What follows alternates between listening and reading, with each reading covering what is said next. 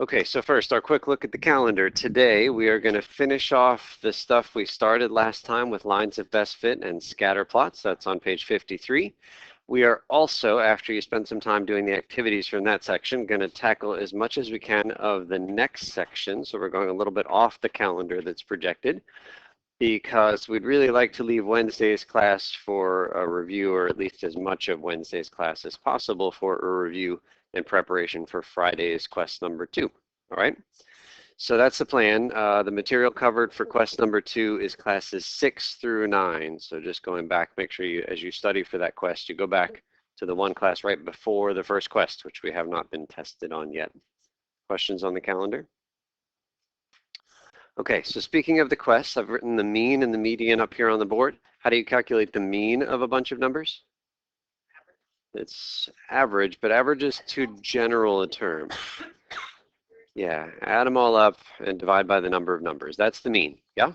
How do you find the median of a list of numbers? Perfect. Put them in sequential order in whatever the middle is. So that means that 79 is the middle person in terms of the people that took this quest. So half of you did better than 79, half of you did a little worse than 79. So let me say this. In general, the results of the quest were fine. If you want to talk specifically about any issues you had on the quest, see me after class. I'd be happy to talk about them. So here's what I'll say. Typically, the averages on the first quest are the highest of all the quests and tests for the semester. Some of this has been review for you, and the material gets harder, right, as the semester goes on. So I guess what I'll say is that if you want to maintain where you are, it typically means like increasing the effort a little bit because material gets harder. I also want to say that many of you have grades that are in the 70s, which is fine. But I wanted to be clear that there are no Ds allowed in this particular class. This is not an EN policy. This is a GCC policy. I cannot give you a D in this class, which means if you don't get higher than a C minus, you get an F. There's nothing in between. And so typically passing for my classes is about 63, but not in this class. It's 70 because the 60 grades are my Ds and I can't give you a D, okay? So if you're in the 70s, I just want you to know that like if you're really close to 70 on the dot, you are in danger. That is not like C minus D range. That is C minus failing range, okay? Yeah. So after each test, I will give you a snapshot of exactly what your average would be if the class ended right then and there. Okay, so all right, so that's that about the quest, and let's come back to the packet again, page 53, and our quick review of what we tackled last time. So we saw this data right here, which related the number of years since 1980, that was on the horizontal axis, to the percentage of fatalities in auto accidents that were related to alcohol. And we drew our line of best fit on this graph. And so we drew something like that, but each of us drew a different line, right? So there's our line of best fit. And then we calculated the equation of that line by doing, standard kind of point slope stuff. And so if we skip, let's see, so this for me is at the bottom of 54, is we ended up with this equation of the line. T is negative 1.25 T plus 60. And then on the very next page, I think, is where we left off. It was here in part E. So let's start with E. Marcy, can you read E?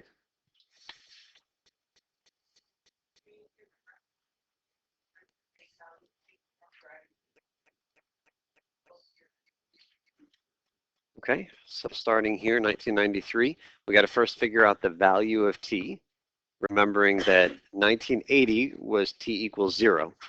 So what T value is 1993? 13, everybody okay with that? It's 13 years from 1980, which was the start of this experiment. So we're going to plug T equals 13 into this equation that's right at the top of the page. So it says P equals negative 1.25 times 13, that's the value of T now, plus 60.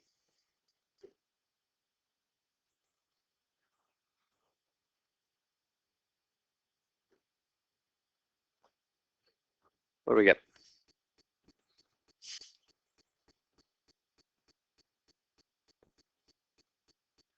Somebody help me out here. You have calculators in front of you.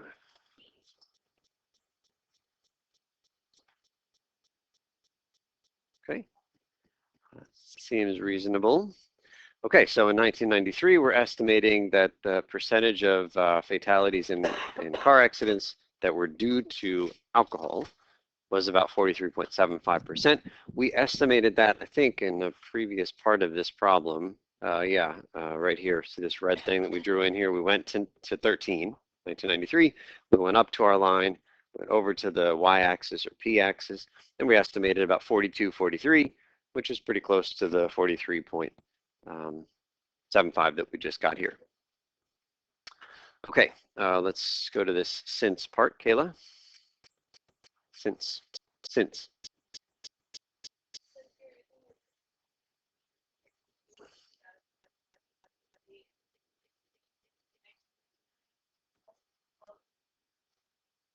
Interpolation. All right, so first I made a little typo here. This should say 1983 is the one that we just did. So we were getting information about a value, a data value that was between the extremes that were given to us, right? In the table, we were given 1982, and we were given 1999, and we got info in between. So that's called interpolation, as opposed to this other word we'll see in a second called extrapolation, where I'm going to ask us to answer the same problem about 2002. 2002 is not inside of the extremes of that table. Agree? So that's what makes this extrapolation as opposed to interpolation. Okay, so let's try this one here. What's the value for t in 2002? What's the t value? 22. So we're going to take t equals 22. We're going to plug it into that same equation from up above. So here it becomes p equals negative 1.25 times 22, and then plus the 60.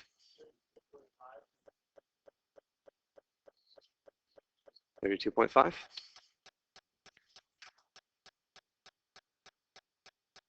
And so that's our prediction for 2002, and that's called extrapolation.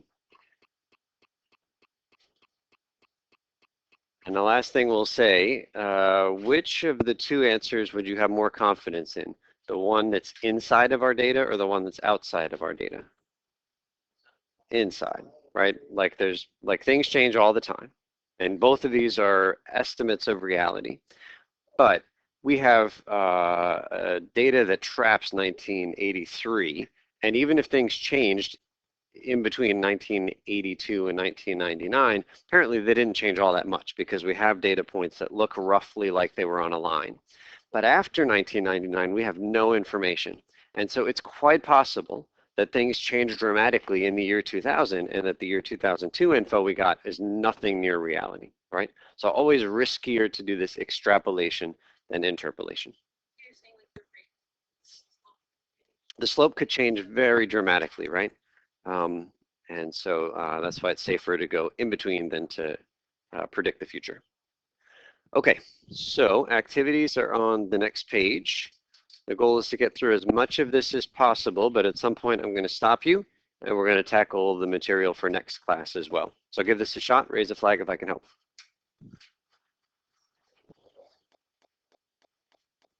Okay, so like I said, we're going to jump forward and see how much of this lesson we can bang out. This will be the last new material before Friday's quest, so hopefully we'll have a bunch of Wednesday available to just review and prepare for Friday's quest. Okay, so we'll start with our daily summary. Lucas? This lesson, we use real-world data to find equations. We then use our equations to solve problems. Cody, number 1.